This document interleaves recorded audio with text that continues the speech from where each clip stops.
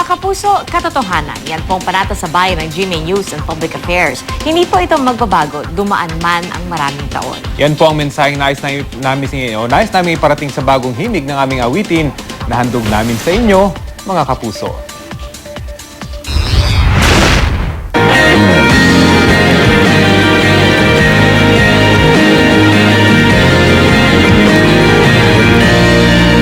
Nauna namin iparinig sa inyo ang panata sa bayan ng GMA News and Public Affairs, buong puso ninyong tinanggap ang aming awit ng paninindigan para sa malinis at tapat na pamamahayag.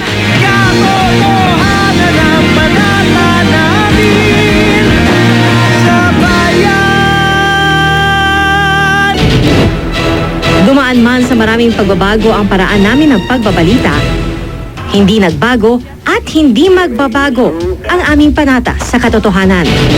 Ito ang mensaheng nais namin iparating sa bagong himig ng panata sa bayan. May agitation part, meron namang parang solemn part, merong grandiose, yung lahat ng feelings maipapasok mo sa kabuuan ng piece na gawa kasi ginawa ng may puso pa rin.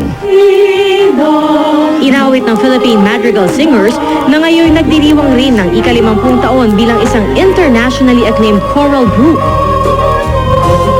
Siyempre, yung standard namin dapat world-class, may Filipino pride. At the same time, flexible sa lahat ng kahit anong arrangement, saka may quality. Which is yung Philippine Madrigal Singer, yung perfect fit dun sa bagong panata. When we were invited to sing this, we were surprised and we got excited. Of course, we know of the reputation of GMA News. And when I told the members, they really got excited with this project. World-class na musika para sa world-class na Philippine News Organization.